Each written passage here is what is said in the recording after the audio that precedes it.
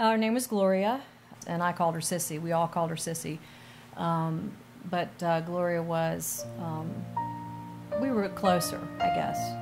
We were really very close. And over the years, I became her confidant.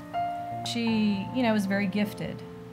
She really was quite blessed in terms of her voice. I mean, she didn't just have a beautiful singing voice. It really touched you when she sang. I guess the last thing that we did together was the anthem, and that was very special. We had to do it via tape because she was very ill and she couldn't travel, but she still had her voice.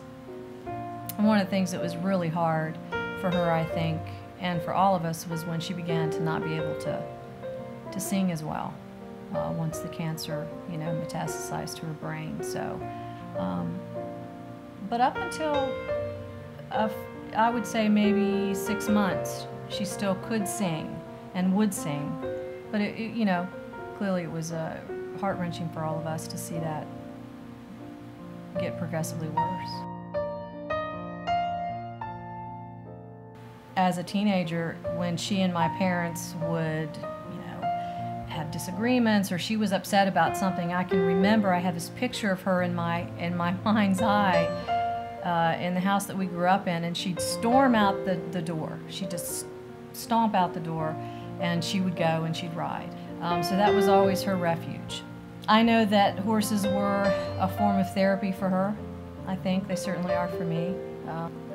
Several years ago, my dad had given her one of his mules. I mean, she said that she had been riding the mule and had gotten dumped or fell off or something, and she said later, she was checking out her bruises, and she thought that it was just a spot from falling.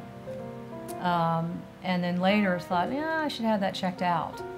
Otherwise, I don't know if she would have found out when she did. Throughout the treatments and everything, the cancer, of course, metastasized to her bone, and eventually to her brain.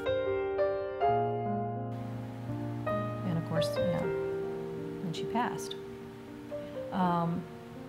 April 4th at 4:40 in the afternoon.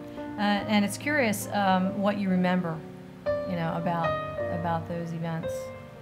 I got the horse that I have now, Super Bowl Sunday, January '07. I can remember just immediately feeling this connection, with him,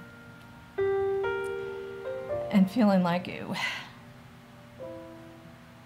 just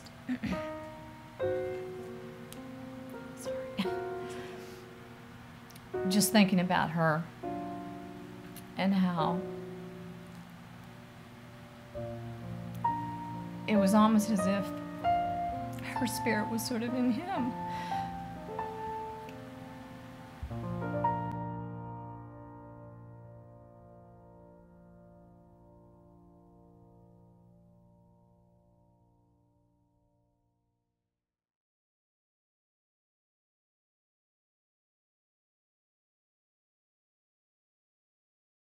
For more information on this year's event, please visit www.pvdarideforlife.org.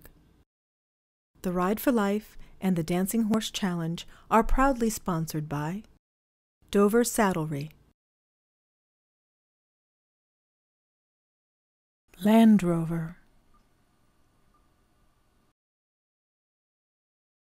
and Neutrina.